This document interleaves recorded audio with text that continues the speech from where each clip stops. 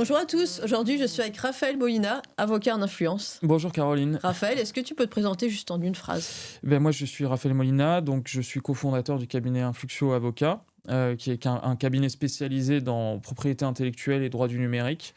Et on s'adresse particulièrement aux créateurs de contenu. Dans le secteur de la musique aussi, on travaille beaucoup. Et aussi on travaille aussi avec des startups qui veulent se lancer un peu justement dans ce domaine de la création de contenu. Bah, ça tombe bien que tu parles des startups parce qu'on en parle beaucoup en Ouais. 2026 avec l'IA, tout ça.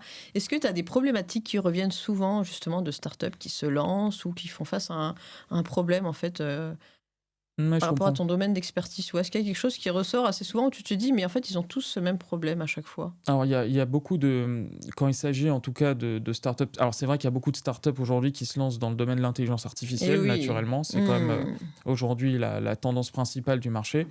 Et les questions qui se posent, elles sont de 2 ordres concernant ces startups. C'est la propriété intellectuelle, Ouais. évidemment, qui possède quoi et dans quelle mesure, Hmm. sachant que, en fonction du pays dans lequel, va être proposé le service, les textes en matière de propriété intellectuelle vont différer. Donc en l'occurrence, en France, on a des textes qui sont assez, particuliers Hmm. et plutôt protecteurs, des auteurs de contenu, mais qui ne prévoit pas aujourd'hui un régime spécifique pour l'intelligence artificielle elle-même, Ouais. dans le sens où la propriété intellectuelle dépend forcément d'un humain. Hmm. Eh Donc oui. voilà, donc nos textes aujourd'hui, il faut arriver un peu à les adapter pour Ouais. correspondre à une réalité qui n'est pas encore celle forcément de l'intelligence artificielle. Ah ouais, c'est assez complexe, ouais. Ouais, Et j et d'un autre côté, on a aussi toute la conformité, des entreprises à ce qu'on appelle, l'IA Act mmh en Europe. C'est-à-dire, c'est une réglementation aujourd'hui, Ouais. qui tourne autour de, la régulation de l'intelligence artificielle Mmh. et pour ce qu'on appelle les fournisseurs de services d'intelligence artificielle, pour qu'ils soient Ouais. en conformité et qu'ils Et fassent les oui. choses, dans les Mmh. règles de notre droit européen. Ouais, parce que ça peut coûter très cher. Exactement. Et Mmh. puis ces règles, alors on peut les voir comme contraignantes, mais à la fois elles sont aussi protectrices de nous en tant qu'utilisateurs, Mmh. pour qu'on garde confiance dans l'intelligence artificielle Et ouais. et qu'on ne se retrouve pas finalement à avoir une position, de vigilance extrême Mmh. et à terme de ne plus Et l'utiliser oui. faute de confiance, tu vois? Mmh. Donc je pense que, il y a d'un côté effectivement ce côté contraignant, mais d'un autre côté, je pense qu'aussi si on veut avoir une vision long terme de l'IA, Mmh. une régulation, elle est, évidemment, nécessaire. Et oui. Et du coup, je crois aussi que quand on monte une start-up, avec un développeur, il faut lui Mmh. faire signer un contrat aussi en amont pour dire que, tout ce qu'il aura développé, appartient à la société, Bien que sûr, sinon ça lui appartient à lui. bien sûr. En C'est fait, un peu un celui qui va réaliser, le logiciel, ou en l'occurrence ou le service, sur internet, évidemment les droits de propriété intellectuelle, ils lui appartiennent, mmh. il y a une présomption d'appartenance, des droits sur la création, puisque c'est une création originale Mmh. et qu'elle dépend, de ce qu'a mis en place le développeur. Et oui. Et donc c'est évidemment nécessaire de faire un contrat avec lui pour s'assurer que, à l'issue de la réalisation, de ce logiciel, de ce service, les droits reviennent bien à la société, Mmh. afin de partager les droits avec, l'autre associé qui lui va avoir une fonction plus par exemple de développement commercial, de Ouais. développement marketing. Et donc pour que vraiment les droits soient bien, détenus par ces 2 associés, il Mmh. faut que le développeur, cède ses droits à, La l'entreprise. société et ouais. Donc voilà, la société. Donc ça résulte d'un contrat évidemment de cession de Mmh. droits, mais ça peut aussi apparaître dans un pacte d'actionnaires qui va être Mmh. signé entre les 2 associés, si le Ouais. développeur est lui aussi associé, de Et la structure. oui. Ouais, OK, ouais. Et c'est pareil pour, si je travaille avec une designer, graphique, elle aussi, il faut signer un En pacte. fait, en droit, français, on considère que les droits d'auteur ne sont pas cédés s'il n'y a pas d'écrit. Mmh. Donc tant que tu n'as pas un contrat, concrètement où tu vas avoir, marqué, comment les droits sont cédés, sous quelle forme, Ouais. dans quelle mesure, c'est-à-dire, Et oui. pour quelle durée, dans quelle zone géographique. Si on n'a Mmh. pas tous ces éléments-là, en droit français, on considère que les droits ne sont pas cédés. Mmh. Et donc ça, c'est vraiment important Ouais. de le prendre en compte. Celui qui détient, est celui qui a créé l'œuvre originale. Ouais. En l'occurrence, celui qui a par exemple créé le logiciel, c'est lui qui détient les droits d'auteur, les droits de propriété intellectuelle. Donc tant qu'on n'a pas une transmission par écrit de ces droits, les droits sont réputés lui appartenir. Eh oui, ok. Et maintenant, pour parler un peu plus d'influence, je sais que tu es beaucoup sur LinkedIn aussi. Oui. Qu'est-ce que tu conseilles justement aux influenceurs? Parce que moi, j'en vois encore qui font des posts où ils disent pas que c'est un post sponsorisé. Est-ce qu'il faut faire à chaque fois des contrats avec l'entreprise avec laquelle ils travaillent? Comment est-ce que tu peux donner des conseils à la fois pour l'entreprise qui va utiliser l'influenceur et l'influenceur qui va bosser avec l'entreprise? Bah, c'est vrai que sur LinkedIn, bizarrement, il y a encore beaucoup de gens qui n'annoncent pas quand ils font une collaboration commerciale. Ah ouais. Je ne sais pas bien d'où ça vient. Je pense que ça vient peut-être d'un présupposé qui est que les règles en matière d'influence s'appliquent aux influenceurs mainstream sur Instagram, TikTok, Oui, tels qu'on les connaît, Mhm. et que LinkedIn serait en dehors de ce champ. Mais il n'y a pas, dans la loi, il n'y a pas de liste limitative des réseaux sociaux, évidemment, qui sont concernés. Et LinkedIn est un réseau social au sens du droit français. Ouais. Donc, à partir du moment où on fait la publicité d'une entreprise et qu'on est rémunéré pour ça, bien sûr, si on fait juste la promotion d'une entreprise mais sans aucune rémunération ou avantage en nature, on n'a pas besoin de mettre la mention collaboration commerciale ou publicité. Et si on peut toucher aussi à un pourcentage, tu sais, si on met un code promo, là, ça rentre aussi là-dedans. Ça rentre aussi, puisqu'en fait, on est réputé percevoir un avantage en fait, du fait de la promotion de cette entreprise. Oui, donc, ça. à partir du moment où on met un lien effectivement d'affiliation, on se doit normalement d'indiquer la nature commerciale de la collaboration. Ouais. Et en fait, il faut se dire, il faut revenir pourquoi on fait ça.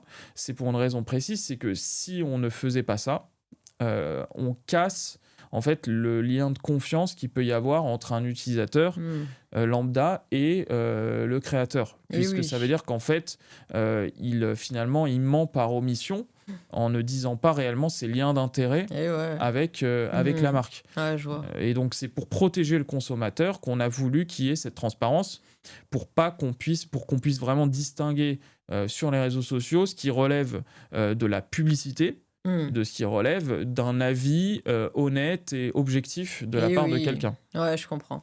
Ok, maintenant, je suis une entreprise, j'ai envie de faire une campagne d'influence avec plein d'influenceurs.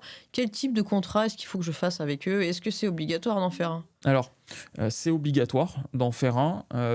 On a une précision. Alors, depuis la loi influenceur du 9 juin 2023, c'est obligatoire.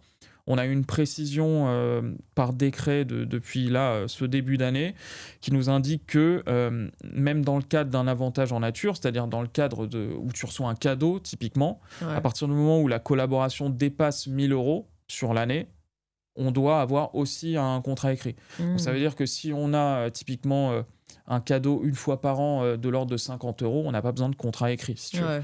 Par contre, si on a un cadeau significatif, type un ordinateur, une voiture ou quelque chose comme ça, et que ça dépasse les 1 000 €, ou alors que l'addition des petits cadeaux dépasse les 1 000 €, dans ces cas-là, il faudra établir systématiquement un contrat écrit. Et le contrat écrit est comment dire, il est protecteur du créateur de contenu. Parce que dans le contrat, on va avoir la valeur du cadeau, et normalement, tout cadeau doit être déclaré fiscalement à partir du premier euro. Là, on n'a même pas la règle des 1 000 €. Et pour avoir la bonne valeur à déclarer, le mieux, c'est quand même que l'entreprise le mette dans le contrat et le chiffre pour qu'on ait la vraie valeur du cadeau à déclarer dans sa déclaration d'impôt. Ouais. Et du coup, qui est-ce qui risque en fait une condamnation s'il n'y a pas de contrat? Est-ce que c'est l'influenceur ou est-ce que c'est l'entreprise ou les deux? S'il n'y a pas de contrat, en fait, le risque, c'est une nullité du contrat. Quand on dit nullité, ça veut dire qu'on remet les parties comme si elles n'avaient jamais contracté. Et donc ça pose un double problème. Donc concrètement, ça veut dire que l'entreprise doit rembourser, l'influenceur doit rembourser l'entreprise. Ah oui, oh là là. D'accord. Et l'entreprise doit supprimer le post. Mais on voit tout de suite le problème. C'est que au final, le poste aura pu vivre le temps qu'on et par contre l'influenceur, lui, il va devoir vraiment rembourser la somme. Oui, ça c'est dur. Donc le risque aujourd'hui, il est quand même factuellement plus sur cette obligation de contractuelle, et quand même plus sur l'influenceur que sur Oui. l'entreprise. Ah ouais, hyper intéressant. Ouais. Donc, Ok. donc pour éviter cette nullité qui est une sanction quand même qui est dure, c'est quand même quelque chose Et d'important. oui. On parle de remettre les parties comme si elles n'avaient jamais Ouais, contracté. ouais. Aujourd'hui, on doit être très vigilant sur cette obligation d'établir un contrat qui soit conforme à la loi influenceur, Ouais. puisque dans la loi influenceur, on a des obligations contractuelles qui sont énumérées. C'est-à-dire qu'on a un schéma de que doit contenir un contrat d'influence Et oui. en France. Ah ok, ouais, hyper intéressant. Donc il faut venir te voir pour ça. Alors, ça peut être effectivement par l'intermédiaire d'un avocat. Ça peut, pour les entreprises qui ont des juristes, les juristes peuvent se rapprocher aussi d'un cabinet spécialisé, effectivement, pour mettre en place des contrats qui soient conformes. Mais si tu veux, l'objectif, voilà, ça va être d'avoir des modèles de contrats qu'on va pouvoir adapter à chaque fois, mais d'avoir une base contractuelle solide sur Et lequel oui. on peut s'appliquer. D'autant que, sans rentrer trop dans la technique, il y a quand même de la jurisprudence aujourd'hui qui existe en matière d'influence, qui n'était pas le cas avant, mais on commence quand même à avoir des décisions en matière d'influence et de réseaux Ouais. sociaux. Et donc, il faut se tenir à jour des évolutions jurisprudentielles qu'il peut y avoir Et ouais. pour que ces contrats soient adaptés aux réalités aujourd'hui Ah ouais. juridiques. Ok, hyper Ce qui intéressant. n'était pas forcément le cas avant, tu vois. Quand on était en 2020, 2021, c'était un phénomène émergent, l'influence. Et ouais. Et donc, il n'y avait quasiment pas de jurisprudence. Aujourd'hui, en 2026, on a quand même plusieurs décisions, que ce soit de la Cour de cassation, que ce soit des cours d'appel, que ce soit même des juridictions de fond, sur lesquelles on a des décisions aujourd'hui qu'il faut prendre en compte dans ces contrats pour pas faire des choses qui sont inapplicables, en fait, Et ouais, ou qui pourraient nous porter préjudice. ou qui Ouais. peuvent porter effectivement préjudice. Ok. Et sur LinkedIn, pour revenir un petit peu à ce réseau Ouais. social très utilisé par les pros, il y a beaucoup de personnes qui se font bannir, en fait, souvent sans raison. Est-ce que elles peuvent tu vois, faire appel et qu'on leur redonne leur compte? Parce que finalement, il y a plein d'entrepreneurs, en fait, qui se font bloquer et qui perdent leur première source d'acquisition. Alors effectivement, c'est une excellente question. Nous, on intervient régulièrement auprès des réseaux sociaux, pas que LinkedIn, hein. LinkedIn, de manière plus marginale. Là où on a le gros de nos demandes, c'est surtout sur Meta, ce qui Ouais. concerne Meta, donc Insta, Instagram, des Facebook, créateurs qui ouais. ont perdu leur compte, etc. Et oui. TikTok aussi, évidemment. Hmm. Et en fait, nous, on va agir en fait, le problème des bannissements, si tu veux, c'est un problème généralement algorithmique. C'est-à-dire que c'est des décisions qui sont prises par des algorithmes Par des robots à encore. tort. Voilà. Et que les appels qui sont faits, en règle générale, ils sont même pas revus par des humains. Ils sont revus par d'autres algorithmes qui peuvent c'est confirmer ce qu'a dit l'algorithme. Hmm. Donc, pour se sortir de ça, nous, ce qu'on fait, c'est qu'on met en demeure formellement les plateformes de revoir leurs décisions, puisqu'aujourd'hui, ils ont l'obligation de le faire. Ouais. On a un règlement européen qui s'appelle le Digital Service Act, qui, normalement, oblige les plateformes à revoir leurs copies sur demande de la part de l'utilisateur et qu'un humain intervienne. Donc, Et ça ne ouais. soit pas un algorithme. Et oui. Et donc, nous, notre objectif, c'est de mettre en demeure ces plateformes-là et ensuite d'échanger directement avec elles ou leur cabinet d'avocats pour qu'on obtienne restitution du compte, rétablissement. Et ouais. Alors, il y a des cas où, effectivement, l'utilisateur a fait quelque chose d'illégal sur la plateforme, de non conforme, et dans ces cas-là, à part faire une procédure, éventuellement, on ne peut pas faire grand-chose, nous, en tant que cabinet. S'il a violé les conditions générales, malheureusement, il les a violées. Par contre, et c'est ce qu'on observe, c'est quand même dans la vaste majorité des cas, les clients qui viennent nous voir, ils n'ont rien fait, en fait. Ils n'ont pas fait tout d'un coup, ils se sont réveillés, leur compte était bloqué. Non, mais c'est ça. C'est ça, ils n'ont même pas compris pourquoi. Et donc, dans ces cas-là, en règle générale, les réseaux sociaux reviennent sur leurs décisions. Quand on invoque les bons textes, la réglementation européenne, aujourd'hui, nous, on obtient des décisions favorables de rétablissement.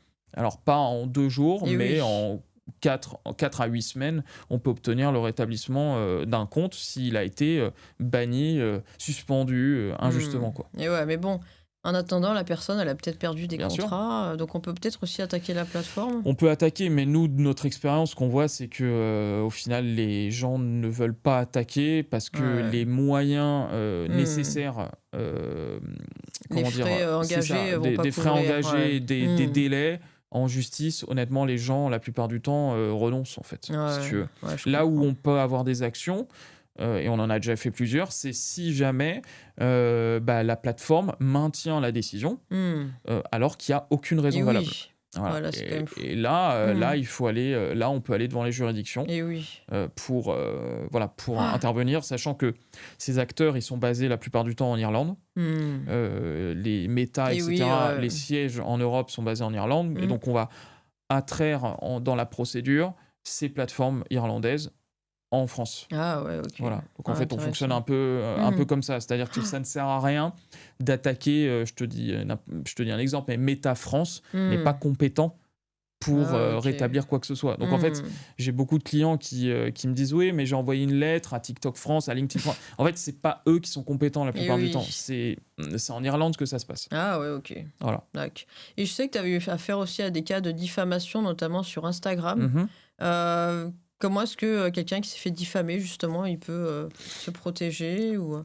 Alors la diffamation, déjà, ce que j'ai remarqué, c'est que beaucoup de gens parfois crient à la diffamation, alors que c'est pas vraiment de la diffamation. Alors qu'est-ce que c'est la diffamation? La diffamation, c'est le fait qu'on porte atteinte à ton honneur ou à ta réputation. Mmh. À ton intégrité? Voilà, Ouais. publiquement, Ouais. si tu veux, et que tu Et que ça subis un soit faux? préjudice. Alors, c'est pas forcément que ce soit faux, ça peut être vrai, Mmh. mais si c'est vrai, il faut que le message qui t'accuse Mmh. soit parfaitement conforme à la réalité. Ouais.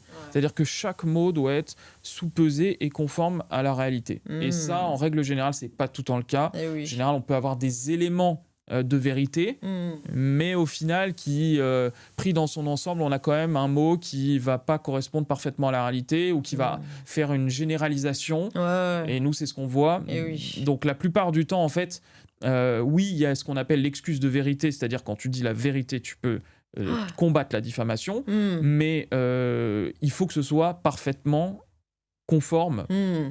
à la vérité. Et Et c'est oui. pas toujours le cas Mmh. dans chaque mot. Et donc, quand on est victime de diffamation, déjà, la première chose à faire, c'est de toute façon d'intervenir sans avoir recours à la justice. Ouais. Voilà, Oui, c'est donc, mieux. c'est ça. Mmh. C'est d'essayer de privilégier une phase amiable, Ouais. puisque c'est ça qui va nous permettre d'agir le plus rapidement. Et ouais. Parce que quand on a recours à la justice, les délais sont évidemment beaucoup plus Et longs oui, c'est ça. et le mal est fait, en fait, tu vois. Mmh. Ouais. Le deuxième conseil que je peux donner, c'est que effectivement, si la personne ne retire pas malgré ça, on peut toujours porter plainte ensuite pour diffamation. Ouais. Le dépôt de plainte, je déconseille strictement de le faire en gendarmerie ou Mmh. en commissariat parce que c'est des plaintes qui sont très très particulières en matière de diffamation, très techniques Et oui. et qui doivent être adressées au doyen des juges d'instruction. Donc c'est vraiment Mmh. un régime très particulier, la diffamation. Euh, et l'autre chose que je conseille, c'est de faire constater les contenus. Mmh. Parce que quand on a une story, si tu veux, elle va disparaître. Et oui. Et la meilleure manière de prouver qu'à telle date, tu as été victime de diffamation sur les réseaux sociaux, c'est d'avoir recours à un huissier qui va horodater Mmh. le contenu. Un screenshot, c'est pas suffisant. Si tu veux. Ah OK. Ah ouais, C'est intéressant. pas suffisant parce Mmh. qu'en fait, tu vois pas la date, tu peux pas prouver que à Ouais. tel moment, tu as effectivement été victime de diffamation. Mmh. Or, en matière de diffamation, on a des délais de prescription qui sont très courts, de 3 mois. Ah oui. Et donc, il faut qu'on puisse impérativement avoir la preuve que à telle date a été commis le fait diffamant. Mmh. Ça, c'est vraiment Ah, OK. indispensable. Et la meilleure manière de le faire, c'est d'avoir recours à quelqu'un qui est assermenté, c'est-à-dire quelqu'un qui Mmh. ne peut pas mentir Et oui. et qui, s'il constate sur son téléphone à telle date qu'il y a une story diffamante, Mmh. la justice le prendra en compte et considérera que c'est vrai, Ouais. à telle date, tu as été victime de diffamation. Mmh. Et donc, si on veut OK. faire un dossier qui soit recevable, Eh il oui. est fortement recommandé d'avoir recours Mmh. à un huissier de justice, à un commissaire de justice. OK. Ouais, hyper intéressant. Voilà. Donc, faut bien faire attention Oui. et faire confiance aux bonnes personnes aussi. Ouais. Et là, la diffamation, c'est pour les individus, mais après, tu as ce qu'on appelle aussi, ça concerne plus les entreprises, le dénigrement. Mmh. Le dénigrement, c'est quand on va critiquer non pas, par exemple, le PDG d'une boîte, le CIO, Ouais. mais quand on va critiquer les services et les produits Mmh. d'une marque. Tu vois un Ah peu oui, OK, ouais, je la vois. distinction. Mmh. Et si c'est ça, on va avoir une démarche qui va être non pas de porter plainte auprès du doyen des juges d'instruction, mais qui va être d'assigner la personne devant le tribunal de commerce, pour le coup, Ah ouais. et d'aller chercher plus des dommages et intérêts qui Mm. peuvent être beaucoup plus conséquents dans le cadre de dénigrement commercial que dans le cadre de diffamation. Ah ok. Et du coup, pour parler un peu de ça, je sais que quand on est salarié, on a un devoir de loyauté, Bien sûr. c'est-à-dire qu'on ne peut pas critiquer son entreprise, on C'est peut ça. aussi être poursuivi pour ça. C'est un double devoir, en fait. Tu as Ouais. d'un côté, évidemment, les règles que je viens de t'énoncer, mais tu as aussi ce devoir de loyauté où, a fortiori, tu te dois de ne pas, justement, avoir de propos qui puissent porter atteinte à ta propre entreprise. Et ouais. Donc, t'es vraiment... l'entreprise, normalement, peut s'appuyer sur ces deux éléments-là. Et d'ailleurs, je fais le parallèle avec LinkedIn. Je sais qu'il y a des boîtes aujourd'hui qui interdisent la prise de parole de leurs salariés. Est-ce que c'est vraiment légal, ça? C'est vrai que ça porte atteinte potentiellement à la liberté d'expression du salarié, parce qu'il peut Et oui. évidemment s'exprimer, surtout quand c'est à titre privé, oui. etc. Ah Voilà. ouais. Donc sur ces clauses-là, effectivement, il y a une vraie question qui se pose, de se dire est-ce qu'on va pas trop loin dans la limitation quand même de la liberté d'expression du salarié. Évidemment, tous les propos qui peuvent être dénigrants, diffamants, ça Oui. c'est à bannir. Mais quand on porte juste un avis sur Ouais, son qui n'a pas entreprise. de rapport. Voilà. Mais Ouais. par contre, ce qu'il ne faut pas, c'est briser son obligation de confidentialité. Oui, ça aussi, ouais. Parce que tu as accès forcément en tant que salarié à des informations sensibles dans l'entreprise. Et ça, c'est parfaitement légitime que l'entreprise ne Et veuille oui. pas que ces secrets de fabrication soient Et bien dévoilés. sûr. Mais ça, au du public. coup, c'est souvent dans ces entreprises-là qu'il y a vraiment que c'est fermé. Et c'est vrai que ça peut se comprendre. Ouais. Ça peut parfaitement se comprendre. C'est les informations que tu as en tant que salarié, il faut qu'elles restent secrètes. Les informations sensibles, il faut qu'elles restent secrètes. Ah bah bien sûr. Si c'est dans le domaine public, là, ça pose pas de problème. Mais si c'est des informations confidentielles, non, il faut les conserver. Il faut... Ouais, bah bien sûr. Et d'ailleurs, qu'est-ce que tu en penses, toi, de l'employé advocacy aujourd'hui? Tu sais, on dit toujours, il faut vraiment être présent sur les réseaux sociaux, ça apporte quelque chose. Qu'est-ce que tu en penses, toi, du fait que on pousse ses salariés à prendre la parole un peu sur les réseaux? T'es pour, t'es contre? Alors, nous, chez Influxio, effectivement, les avocats qui travaillent avec nous, qui sont collaborateurs, ils publient sur les réseaux sociaux. Et je pense que c'est une excellente chose, mais disons qu'on essaye de leur montrer que c'est dans leur intérêt de le faire. C'est-à-dire que s'ils développent leur LinkedIn, c'est aussi, si jamais un jour ils veulent être indépendants, qui travaillent d'ores et déjà leur personal branding et qu'ils n'attendent pas de se lancer pour le faire. Donc ça, c'est-à-dire que déjà, c'est dans leur intérêt. Et nous, on y voit un intérêt qui est aussi un intérêt de veille juridique. C'est-à-dire que ça permet à tout le monde au sein du cabinet de se tenir informé des évolutions jurisprudentielles. Voilà. Ah, hyper intéressant. Ouais. Donc, nous, on a ce point-là. Je pense que après, moi, je pense que la pression peut pas marcher sur long terme en mettant la pression aux salariés pour qu'ils le fassent. Je pense que c'est pas comme ça, mais je pense qu'il faut que le salarié y trouve un intérêt. Et après tout, un salarié, un jour, il peut devenir auto-entrepreneur, il peut lancer son entreprise. Donc, travailler son personal branding, même si c'est à travers de raconter une histoire autour de son entreprise, etc., c'est quand même important. C'est-à-dire que tu développes en tant que salarié, tu développes d'ores et déjà une communauté de gens qui vont te suivre, qui vont regarder ce qu'ils font, etc. Donc ça me paraît pas aberrant pour un salarié de le faire et d'y trouver un intérêt. Après, évidemment, l'idée, c'est pas, et c'est aussi chez Influxo, c'est comme ça, ils le font pas à la cadence font les gérants et puis les gérants d'entreprise.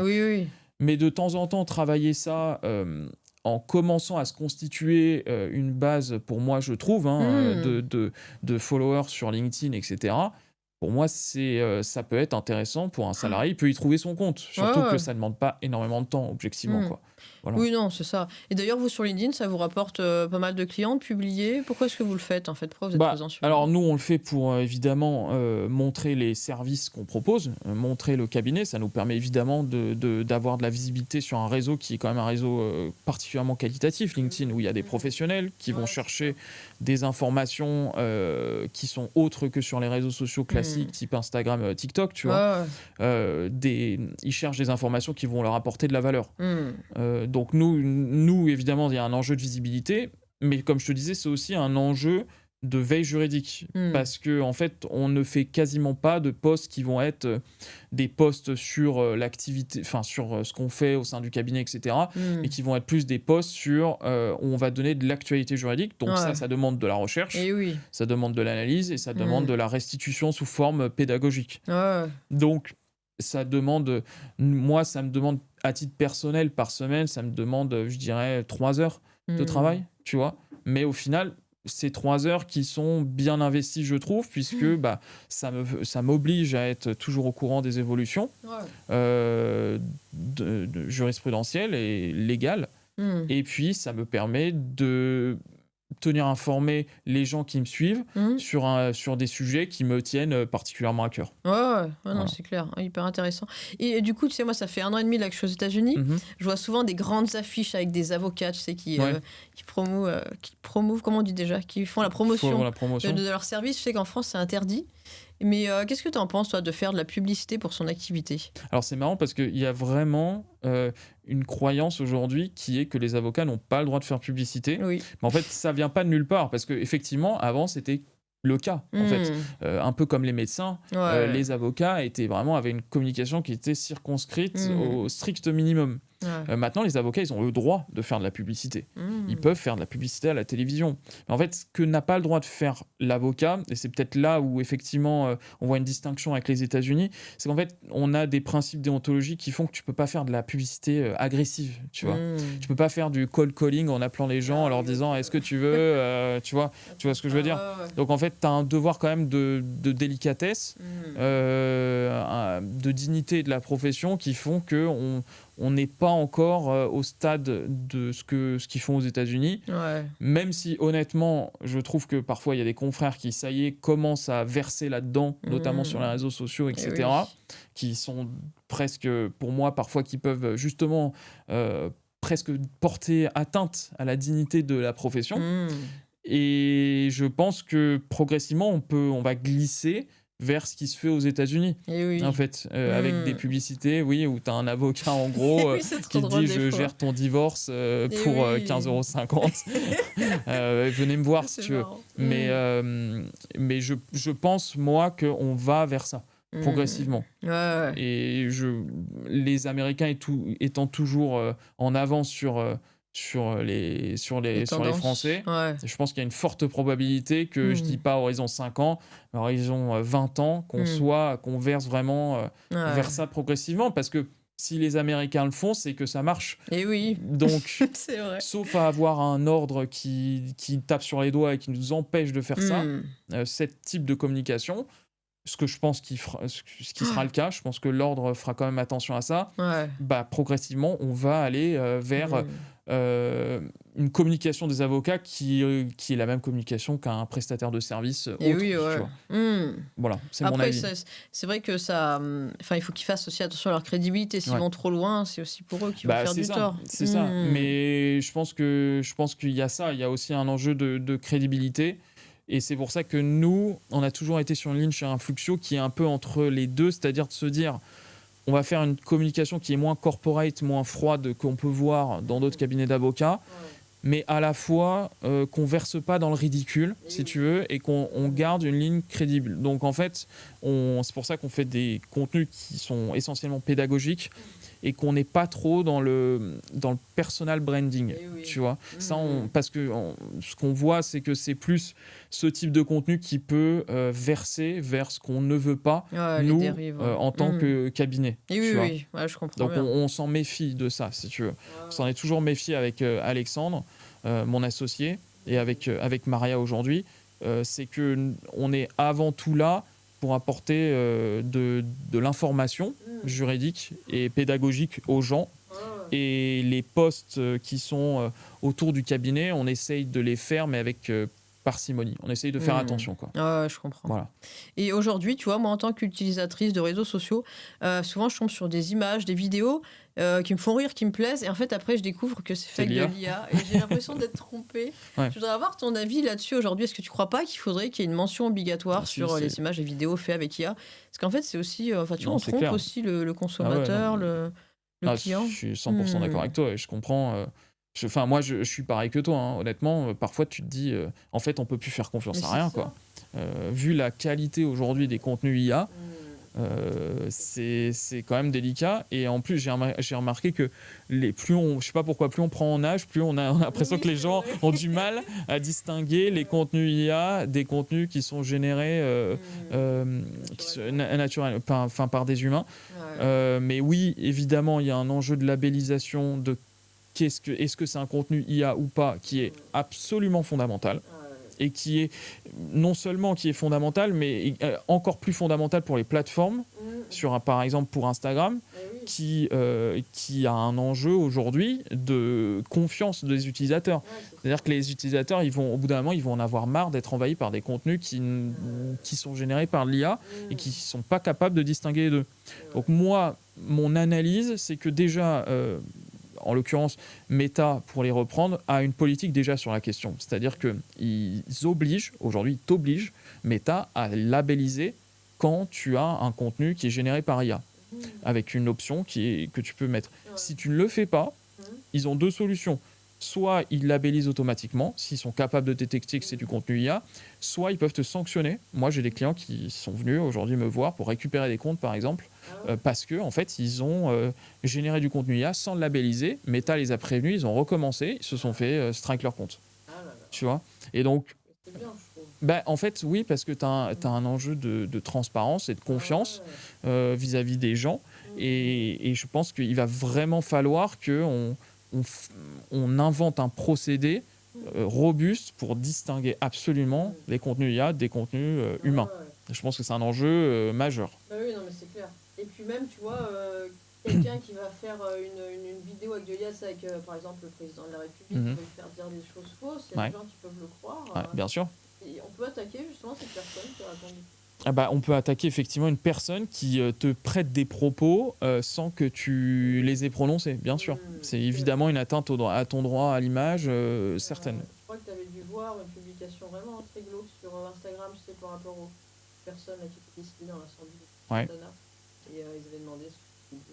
Ouais, sur X. Mais il y a une plainte qui a été. Enfin, il y a une. Pardon, je crois qu'il y a une enquête qui est déjà ouverte sur ce sujet des deepfakes à caractère sexuel, qui est légalement interdit depuis récemment, qui est inscrit dans le code pénal. Tu ne peux pas déshabiller des gens par de l'IA aujourd'hui. Normalement, c'est strictement interdit.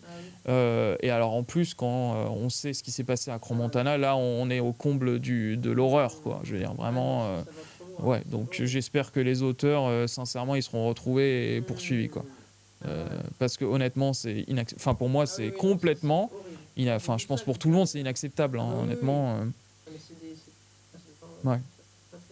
Non, c'est le moins qu'on puisse dire. Ouais. Et du coup, toi, c'est quoi ta vision en fait d'ici 5-10 ans par rapport à l'IA, tout ça? Est-ce que les gens vont devoir se protéger? Enfin, il y aura des grosses dérives qui vont arriver? C'est quoi un peu bah, les dérives, on les voit déjà. Pour moi, c'est ce qu'on se dit, c'est-à-dire déjà les fake news qui envahissent les réseaux sociaux et qui répandent des choses qui sont complètement fausses. Donc il y a un impact évidemment sur l'opinion publique, encore plus en matière évidemment de politique. L'enjeu, il est encore plus de déstabilisation de nos démocraties à travers ça. Donc ça pour moi, c'est un enjeu majeur.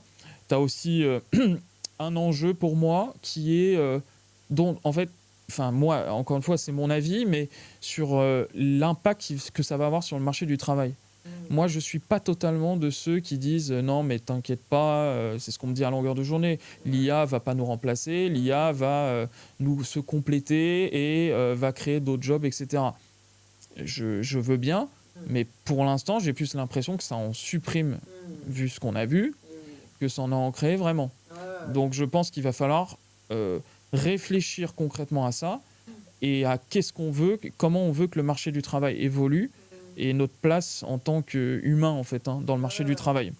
Et moi je pense que l'impact va être, ça c'est corroboré déjà par des premières études, mais évidemment sur les juniors, c'est-à-dire sur les profils Et oui. de nouveaux entrants sur le marché du travail, ils auront ce désavantage en plus d'être concurrencés potentiellement par des IA qui vont toujours de plus en plus loin Ah et qui ouais. cherchent de plus en plus à remplacer des profils en général juniors. Ah ouais, mais Tu c'est vois? ça. Et d'ailleurs, je vois de plus en plus de plateformes qui proposent de remplacer les salariés par des IA. C'est ça. Et ça, honnêtement, moi, pour l'instant, je trouve qu'on est encore assez. On a un discours encore extrêmement optimiste sur ce sujet, mais je pense que dans les années à venir, je suis pas sûr que le bilan soit aussi positif. Ouais. Peut-être qu'il le sera à long terme, mais je pense qu'on va vers un court moyen terme qui va être assez violent Ah pour le marché du travail. Ceux qui vont s'en sortir, c'est évidemment ceux qui, à court terme, qui sont les métiers manuels, évidemment, qui ne Et sont oui, pas les métiers intellectuels. remplaçable, bah ouais. Voilà, les métiers purement intellectuels. Euh, mais en ce qui concerne les métiers purement intellectuels, ceux qui vont être impactés, c'est les juniors en premier. Même si, tu vois, par exemple, nous, dans notre cabinet, on aurait pu se dire qu'on allait aussi remplacer des gens, mais en fait, au final, aujourd'hui, ce qu'on remarque quand même, c'est qu'on n'a absolument pas baissé notre cadence de recrutement, Mm. mais au contraire, Ouais. et qu'en fait, nous, en interne, on utilise évidemment l'IA, mais il est impensable que tu n'aies pas un humain aujourd'hui qui relise concrètement Oui. ce que fait l'intelligence artificielle, qui va le corriger, qui va l'améliorer. Ah, Tu vois ce que je veux bah, dire? surtout dans ton domaine, t'as pas le droit C'est ça. d'erreur, en fait. Donc, objectivement, dans les métiers de conseil, j'ai du mal à voir des cabinets de conseil qui ne fonctionneraient pas sans validation humaine. Et au final, tu peux pas avoir juste 3 personnes qui vont tout valider. Il Oui, faut une chaîne quand même Trop simple. de validateurs, tu vois. Ah non, c'est clair. Donc, pour moi, dans les métiers à conseil, à fort enjeu, avec des potentiels risques, Et tu oui. vois, je pense quand même qu'on est relativement épargné, et même que les juniors sont relativement épargnés, parce qu'on aura toujours besoin Oui. de personnes qui supervisent. Par contre, ce que je vois très clairement, c'est que pour ceux qui ne connaissent pas encore vraiment, qui n'ont pas d'expérience, c'est-à-dire typiquement les stagiaires, les élèves avocats, nous, on a remarqué quand même que quand on n'a pas d'expérience d'application du droit, quand tu utilises l'IA en première intention, en fait, tu as un gros problème, parce que si tu peux pas apprendre en utilisant l'IA en première intention. Tu es obligé de passer par la case prise d'expérience et de faire les choses tout seul. Parce que tu peux pas après juger une IA convenablement sans avoir fait une expérience par toi-même et sans passer par l'IA. Nous, c'est le phénomène qu'on remarque au cabinet, tu vois. Ah, ok, intéressant. Du coup, vous, l'IA, vous l'utilisez dans quoi, vous, au cabinet? Ça, alors, en général, nous, on l'utilise pas tellement pour le juridique pur, c'est-à-dire, en gros, on va pas demander à l'IA typiquement de répondre à une question vraiment juridique, parce que, honnêtement, en général, ça a l'air très vrai ce qu'il dit, mais en général, c'est faux. Ah oui. Voilà. Donc, nous, on va plus le prendre pour analyser des pièces multiples, si tu veux, pour gagner du temps sur le traitement de pièces Ok. dans un dossier. Il va nous aider aussi parfois à faire des reformulations un peu complexes, tu vois, où il va nous donner des idées de wording différents, tu vois, qu'on va évidemment relire. Et à quoi d'autre ça peut nous servir?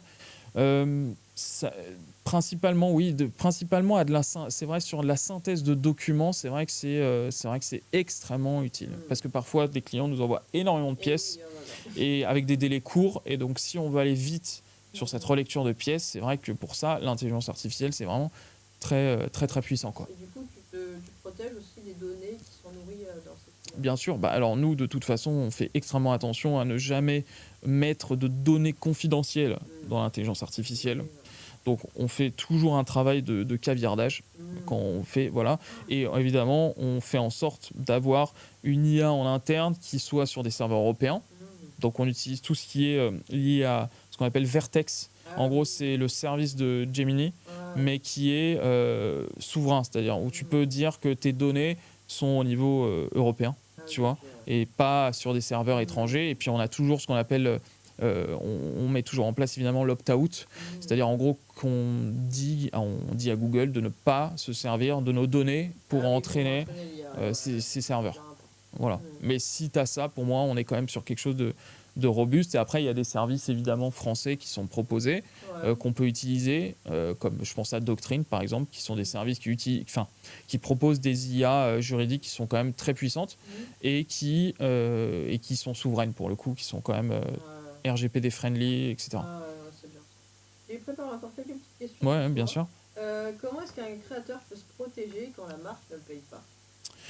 Alors pour se protéger, faire un contrat en amont, Oui, et déjà. puis après, si en aval on n'a toujours pas, une phase amiable où on va mettre en demeure la société de payer, et si toujours pas le cas, on a deux solutions: injonction de payer au tribunal, s'il n'y a pas de contestation vraiment de la prestation. S'il y a une contestation plus compliquée, là il faudra faire une procédure au fond. Donc ça demande plus de temps. Mais nous, ce qu'on voit en général, c'est pas tant une contestation que des marques qui traînent des pieds. Et donc, dans ces cas-là, en général, une mise en demeure d'avocat suffit. Et parfois, une injonction de payer. Et après, saisie directement sur les comptes de l'entreprise via huissier, une fois que tu as l'ordonnance. Ouais, et s'il n'y a pas du tout de contrat qui a été fait?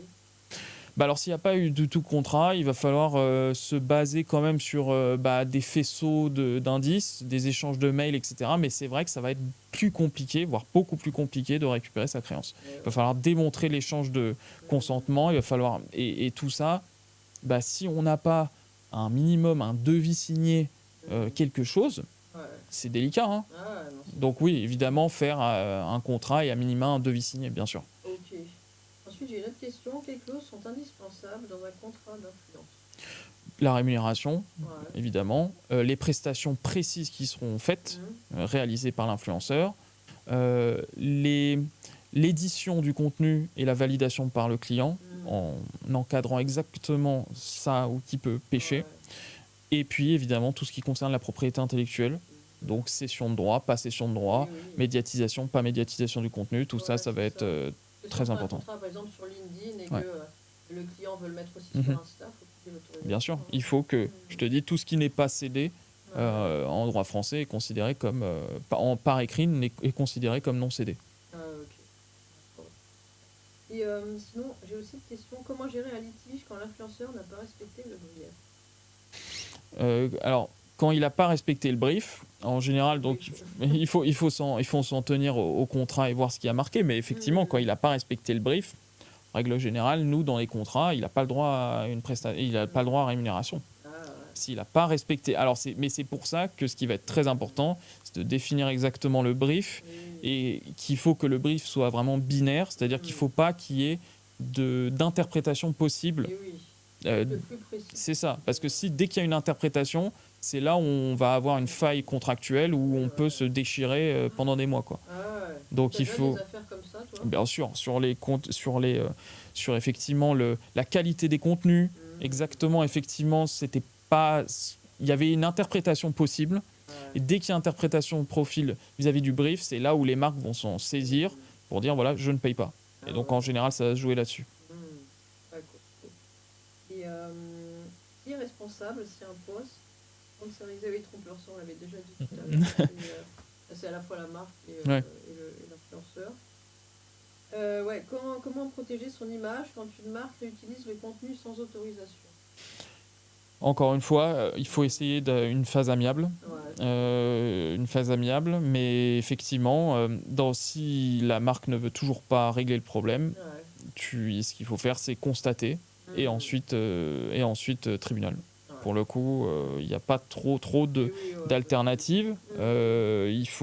Ça sera forcément une action devant le tribunal judiciaire pour le coup. Ok. Ensuite, je voulais savoir quelle est l'erreur juridique la plus fréquente des créateurs de contenu. Il y en a une que tu vois qui se répète. Alors c'est effectivement sur... moi je vois beaucoup de questions sur les clauses de non-concurrence qui peuvent exister dans qui font avec leur marque ou avec leurs agents, où on va avoir des clauses extrêmement larges qui vont interdire l'influenceur limite de travailler avec tout autre concurrent, et cette liste peut être très très longue. Et en fait on peut se retrouver avec des influenceurs qui sont vraiment coincés, qui peuvent même pas limite continuer de travailler parce qu'en fait ils sont coincés par des clauses de non-concurrence totalement abusives. Donc ça, il faut être très vigilant là-dessus aussi. Ouais, je vois. Ensuite, je voulais savoir comment structurer une boîte quand on est influenceur. Alors déjà, quand on commence, ne pas créer une société, plutôt faire une micro-entreprise, parce que c'est ça. Et puis d'un point de vue fiscal, c'est vrai que c'est beaucoup plus intéressant. Et puis après, une fois qu'on a passé la barrière fiscale de maximum, et là, on peut effectivement créer en général une EURL plus qu'une SASU, pour des raisons fiscales là aussi. Si on est tout seul, en général, c'est le meilleur des... Ouais, Voilà. ok. Et ensuite, est-ce qu'il faut déposer son nom de marque? Oui, bien sûr, bien sûr. Et ça, c'est un réflexe là, pour le coup, ça c'est une erreur juridique de beaucoup de créateurs, c'est qu'ils n'ont pas le réflexe de déposer des noms de marques auxquels ils pourraient être associés. Et clairement, il faut le faire, mais il faut le faire bien, c'est-à-dire que 99% des clients ne font pas les recherches d'antériorité correctement. Ils pensent les avoir bien fait, mais en fait, ils ne le font pas correctement. Et donc, on se retrouve avec quoi? Avec une marque qui va s'opposer à votre dépôt, ou une marque qui va vous attaquer en contrefaçon de marque ou en nullité de la marque. Ça coûte très cher et puis surtout, en plus, ça vous oblige à changer de nom du jour au lendemain et quand vous avez capitalisé sur une marque, franchement, c'est pas agréable, quoi. Voilà. Exactement. Donc, il vaut mieux blinder ça une bonne fois pour toutes et puis après, dérouler. Et oui, ouais. Je veux savoir comment rompre un contrat d'exclusivité avec une agence d'influence. Alors, en général, il n'y a que deux solutions. Soit on respecte les délais qui sont indiqués, c'est-à-dire si on peut y mettre fin suivant préavis à tout moment, dans ces cas-là, il n'y a pas de souci. Et puis après, s'il y a une faute grave de la marque, de l'agence, dans le cadre de ses obligations, on peut résilier le contrat. Mais, attends, il faut faire très attention parce que si on ne le fait pas bien et pas de manière suffisamment justifiée, on peut avoir le contre-feu. On peut avoir l'agent peut nous poursuivre. Donc, il faut quand même faire attention. Exactement. Dernière question pour toi, Raphaël. Dernier premier à le savoir, je vais lancer un réseau social B2B exclusivement. J'ai l'exclu, oui. Parmi les premiers, ça fait quand même longtemps qu'on se connaît, 3-4 ans à peu près. Tu sais que je t'apprécie beaucoup. Moi aussi, c'est réciproque. C'est gentil. Je voudrais avoir un petit peu ton avis, parce que je sais que c'est un projet très ambitieux. Est-ce que tu penses que c'est encore sa place aujourd'hui, parce que c'est quand même face à des géants comme TikTok, Insta et LinkedIn. C'est quoi ton avis? Moi, je pense qu'il y a une vraie volonté aujourd'hui. Je pense que le projet, il arrive à un moment où il y a beaucoup d'utilisateurs qui veulent scroller et arrêter ce qu'on appelle le dumb scrolling. C'est-à-dire, en gros, avec une boucle infinie où on en a mis limite marre, mais on continue quand même. On n'a pas eu son shot de dopamine. Voilà. Et donc, je pense que effectivement, aller vers une plateforme qui serait une plateforme qui mettrait en avant des contenus, mais pour le coup, qui nous apprennent des choses, où on a vraiment de la plus-value, de la valeur. Je pense que ça serait intéressant de voir la réaction effectivement des utilisateurs qui peut être très intéressante.